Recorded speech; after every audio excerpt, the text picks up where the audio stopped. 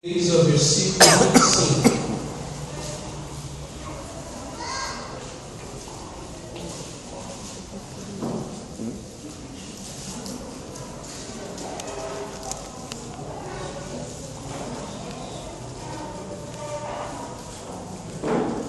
Ok? Os irmãos que acharam, digam amém. Não achou? Nós aguardamos um minutinho.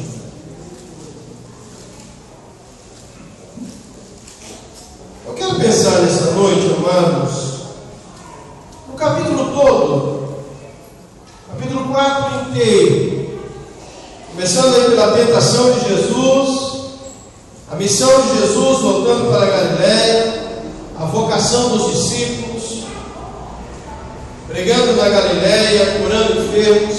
Termina no capítulo 5, versículo de 1 a 12, falando a respeito dos valores que Jesus não abria mão. Essa noite eu quero pensar no exemplo da liderança de Jesus.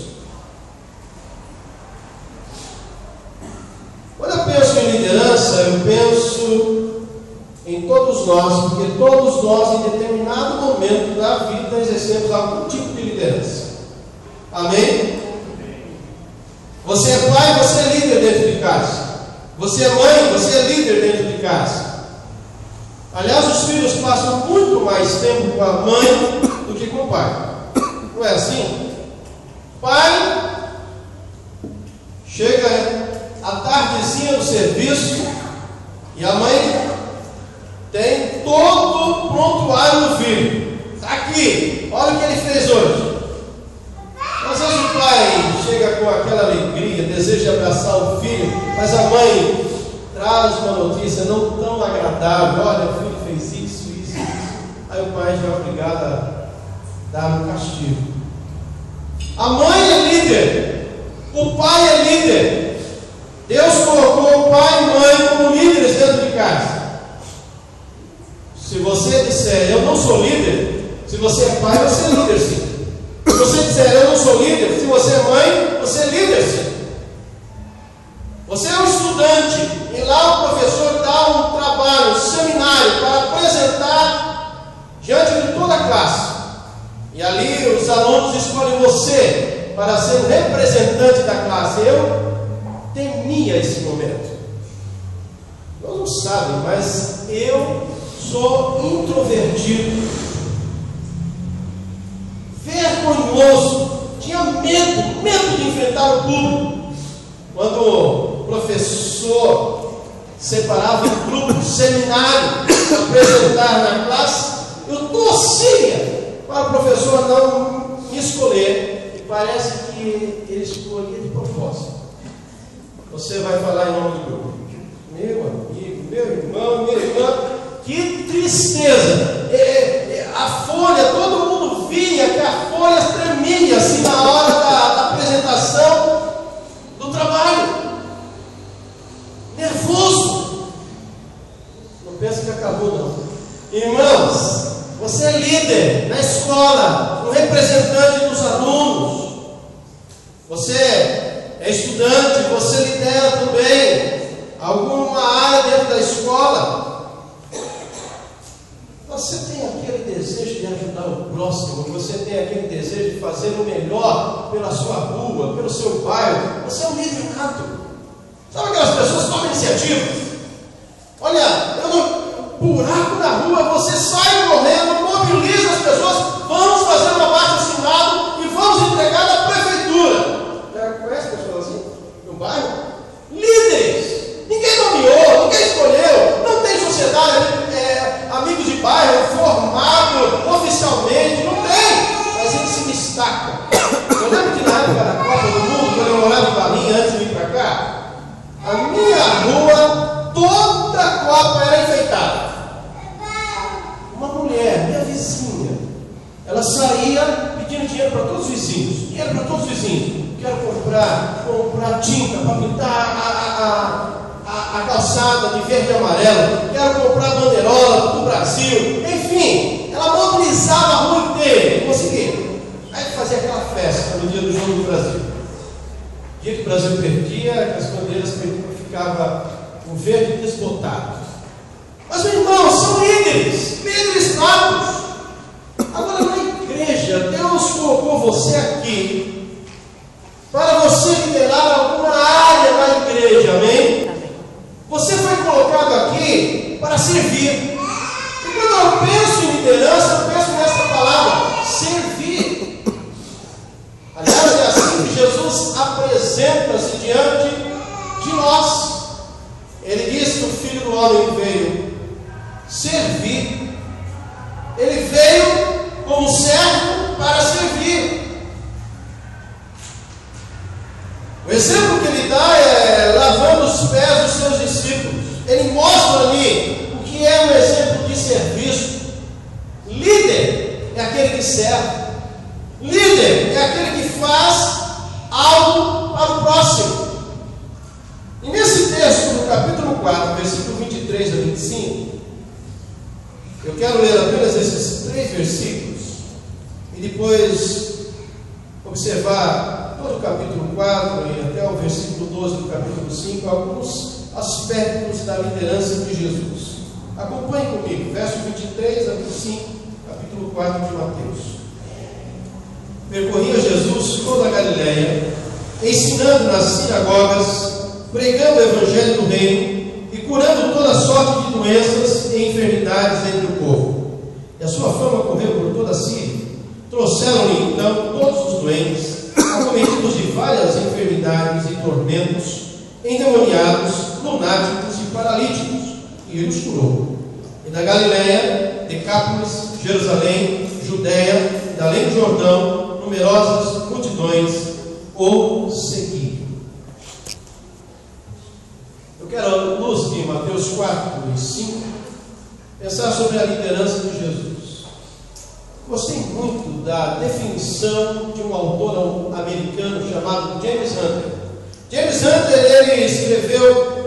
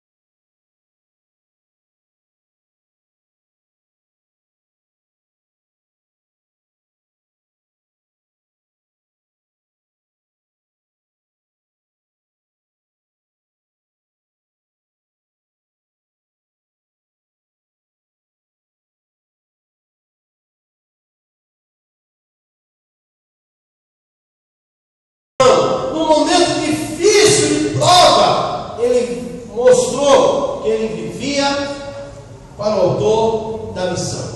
É interessante que ali, no versos 1 a 11,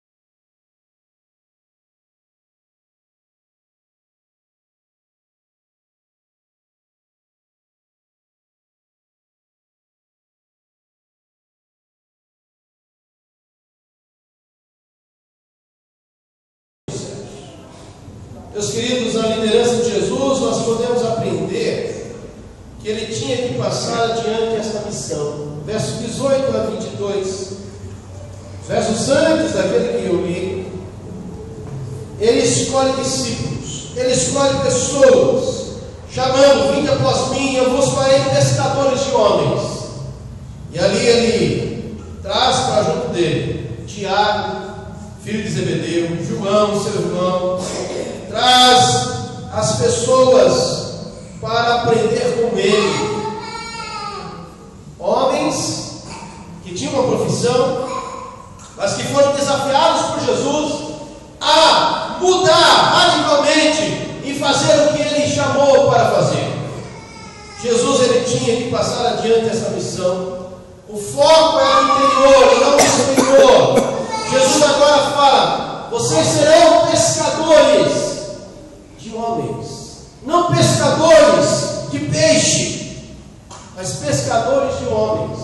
O foco agora, meus queridos irmãos, é o interior.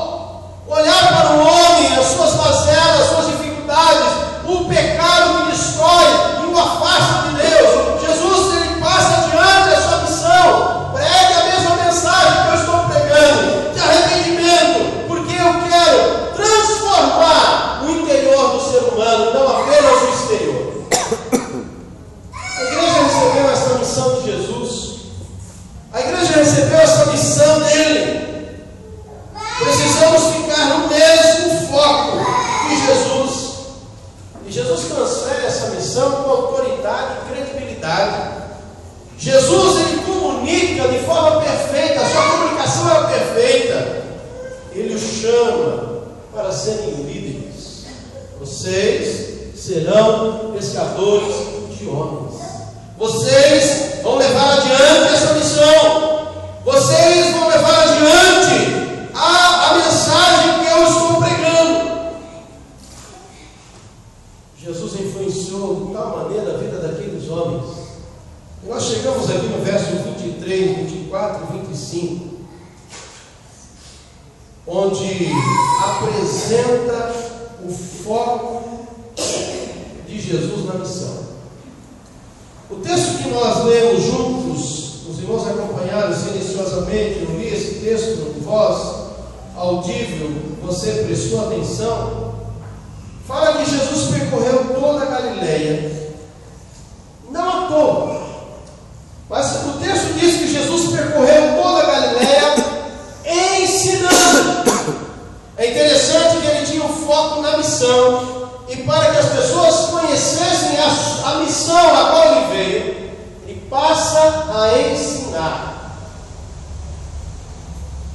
Às vezes os pais não mostram aos seus filhos o que é para ser feito e depois cobram do filho: olha, você desobedeceu, mas não sabia da ordem do pai. O que era para fazer?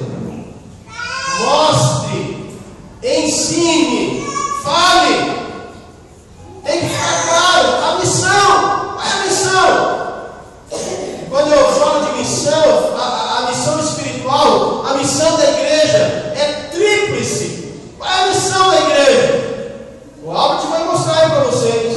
É uma missão tríplice. Qual é essa missão? Meus queridos, a missão da igreja é uma missão vertical, uma missão horizontal e uma missão que abrange os lados. Nós precisamos pensar na glória de Deus, adorar a Deus. Uma missão para cima, uma missão interna, uma missão para dentro, comunhão com os irmãos, e uma missão para fora, alcançando aqueles que estão perdidos sem o Evangelho. Essa é a nossa missão. É para isso que Jesus influenciou pessoas, para conhecer a missão da igreja que é dele. Uma missão tríplice, uma missão que leva a igreja a pensar não somente nela, só olhando para ela, mas olhando ao redor, pessoas que também poderão participar do reino de Deus. Jesus, além de ensinar, a Bíblia fala que a sua fama correu por toda a Síria. E trouxeram então todos os doentes, acometidos de várias enfermidades, tormentos, endemoniados, lunáticos, paralíticos, e ele os curou. Além de ensinar, ele ensinava com credibilidade, e ele começou a ser ouvido. As pessoas começaram a dar crédito naquela palavra, na mensagem que ele trouxe, a missão que ele trouxe para a igreja. E o resultado? Grandes multidões o seguiam. Sabe, meu querido, Jesus é um líder por excelência. Jesus, ele mostra a que veio. Jesus fala da missão. Jesus, ele também estabelece os valores. No capítulo 5, verso de 1 a 12, Jesus estabelece os valores. Quais são os valores que ele prima aqui no texto? O texto do capítulo 5 fala da bem-aventurança. O texto fala que feliz é aquele que é humilde de espírito, porque deles é o reino dos céus. O primeiro valor que nós aprendemos aqui com Jesus é a pessoa viver uma vida de pobreza em espírito. Aqui não está falando de pobreza financeira. Aqui ele está falando da pessoa ser humilde de espírito. Não arrogante, não soberba, não prepotente, mas viver uma vida cristã equilibrada, uma vida cristã que abençoa outros, uma vida cristã que cumpre a missão que Jesus estabeleceu. É um princípio de valores, pobres em espírito. Outro princípio que Jesus estabelece para os seus discípulos, ele diz: bem-aventurados que choram. Por quê? Serão consolados. É interessante que Jesus, ele nunca escondeu as suas emoções. Nunca escondeu as suas emoções. Hoje eu acho que não tem mais esse preconceito de homem chorar. Mas no passado isso era forte. Lembra? Homem não chora. No passado isso era forte. Mas sempre chorar. Sempre chorar. Jesus nunca escondeu, vivendo numa cultura que desprezava o sexo feminino, desprezava a mulher, enfatizava os valores masculinos. Jesus nunca escondeu as suas emoções. Quando o seu melhor amigo Lázaro morre, o que ele faz? Chora. Quando ele vê a incredulidade de Jerusalém, a incredulidade daquela cidade, Jesus chora pela cidade de Jerusalém. Jesus chorou. E ele está dizendo aqui que feliz é aqueles que choram por uma causa justa. Quantas vezes você já chorou por Arthur Nogueira? Quando eu falo Arthur Nogueira, eu não estou falando de prédios, não estou falando de parede, estou falando de pessoas, vidas. Quantas vezes você já chorou pelas vidas que residem nessa cidade? Jesus chorou. Ele fala: bem-aventurados que choram, porque serão consolados. Eu lembro de Hudson Taylor, a história do missionário. Ele clamava a Deus por uma nação, clamava ao Senhor, dizendo: ah, Senhor, me dê esta nação, senão eu morro. Eu quero ganhar para Jesus. Valores. Quais são os seus valores? Quais são os meus valores? Qual é a causa que eu defendo? Qual é a causa que eu luto para defender? Qual é a causa que você luta para defender? Jesus, ele estabelece valores. Meus valores são os pobres em espírito, os que choram. Jesus fala: bem-aventurados os mansos, porque herdarão a terra. Os humildes.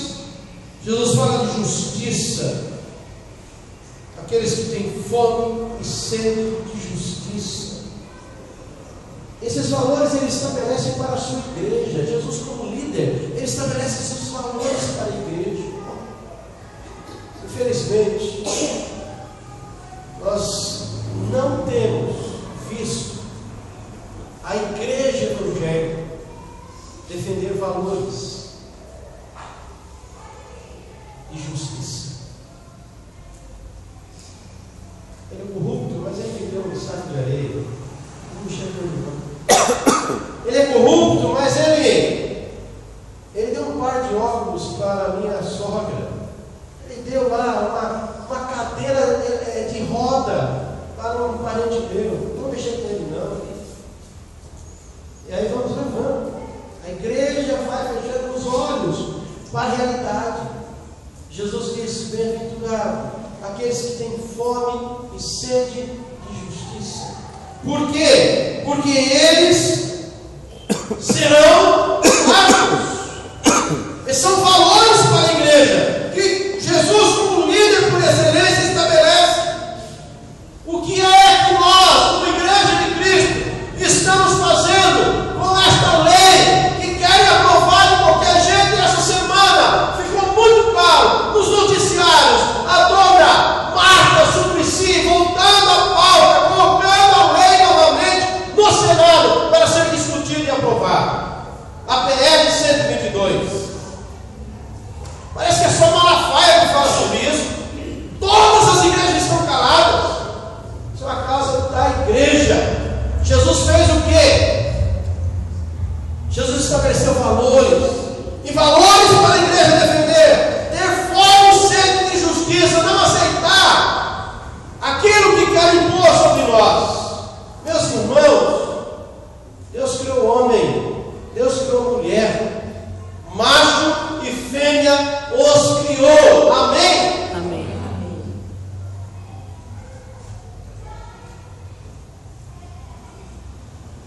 Outro valor é a misericórdia. Bem-aventurados misericordiosos, porque alcançarão misericórdia. Bem-aventurados limpos de coração, porque verão a Deus. Bem-aventurados pacificadores, porque serão chamados filhos de Deus. Bem-aventurados perseguidos por causa da justiça, porque deles é o reino dos céus. Ah, meus irmãos, bem-aventurados sois quando por minha causa vos injuriarem e vos perseguirem, e mentindo disserem todo mal contra vós. Regozijai-vos, exultai, porque é grande o vosso galardão nos céus, porque assim perseguiram os profetas que viveram antes de vós. Bem-aventurado. Valores que Jesus estabelece para a sua igreja como líder. Se Jesus é líder por excelência, e se nós somos seguidores de Jesus, como falamos que somos, nós precisamos entender a missão que Ele deixou para a igreja. A missão é tríplice: arrependei-vos, porque está próximo o reino dos céus, adore a Deus, ame o próximo e evangelize o pecador.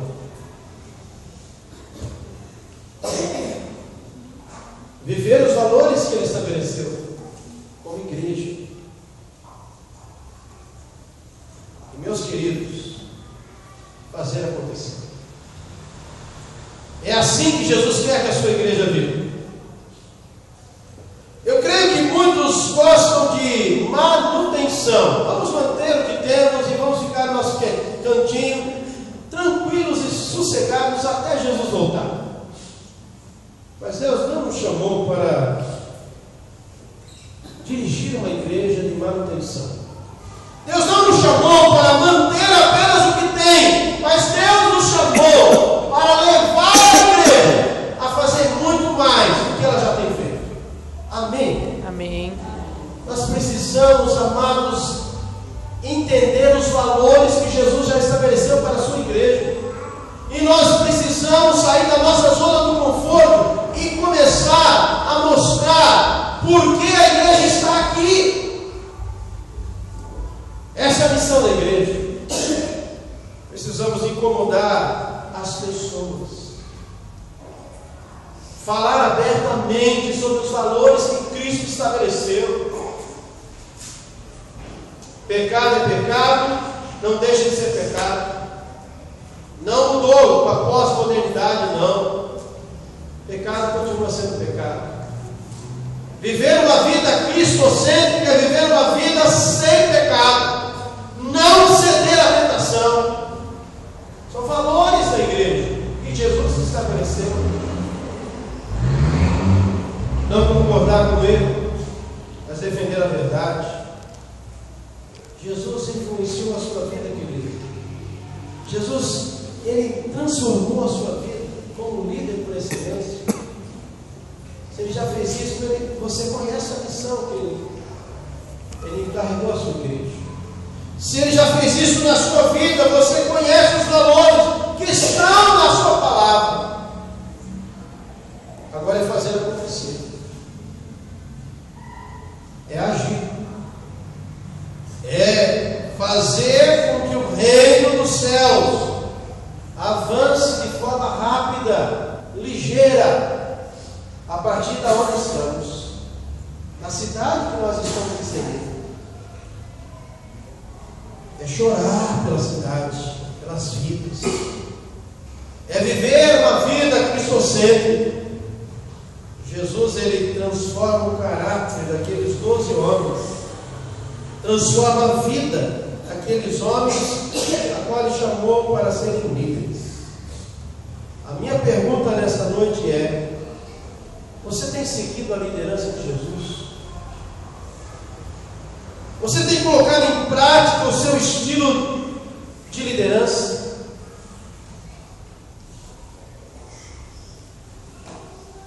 Jesus fala de missão, Jesus fala de valores. Você tem bem claro em sua mente a missão que Deus colocou para você como crente individual? Você conhece a sua missão como cristão individual? Então faça acontecer. Jesus, sem internet, sem telefone, sem carro, fez o que fez.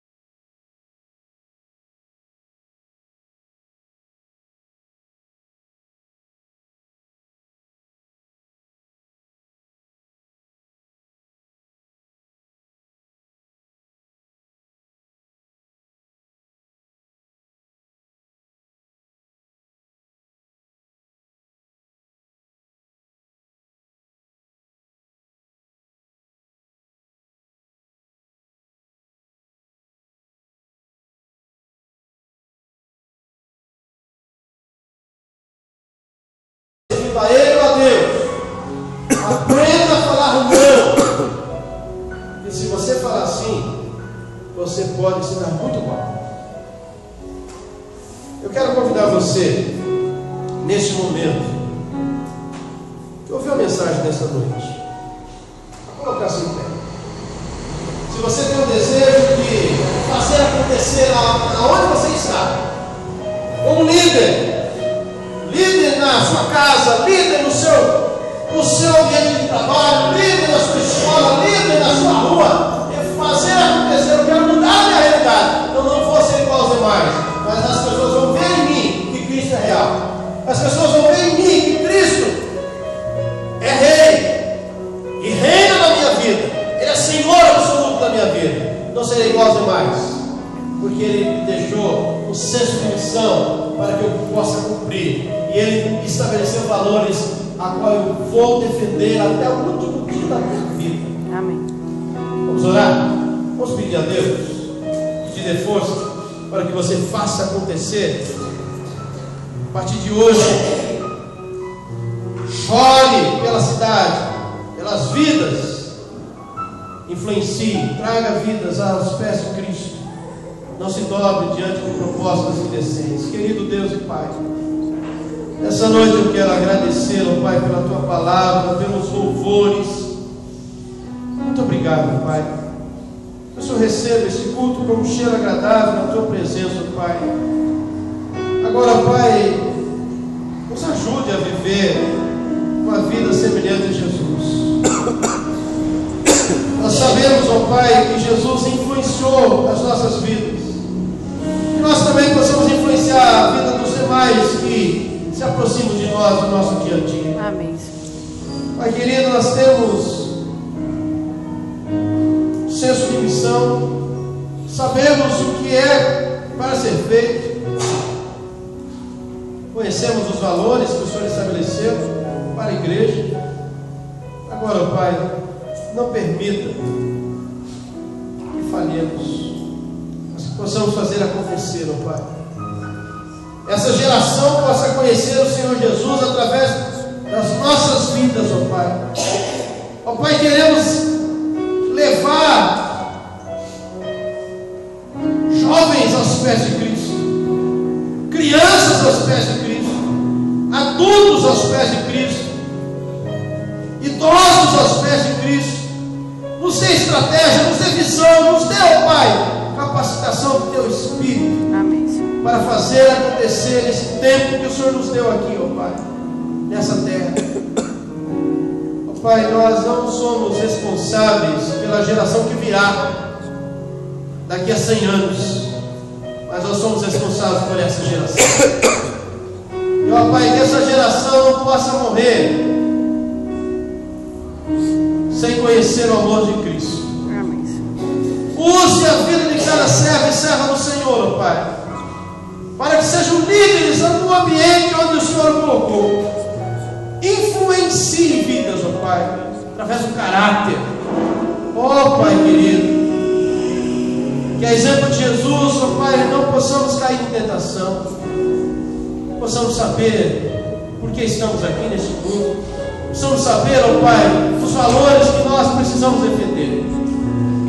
Ó Pai, ajuda-nos a, como igreja, a falar a verdade, a não aceitar o que estão querendo impor sobre a sociedade, mas que possamos ser, ó Pai, sal da terra e luz do mundo. Em Teu nome que eu oro, em nome de Jesus. Amém. Podeis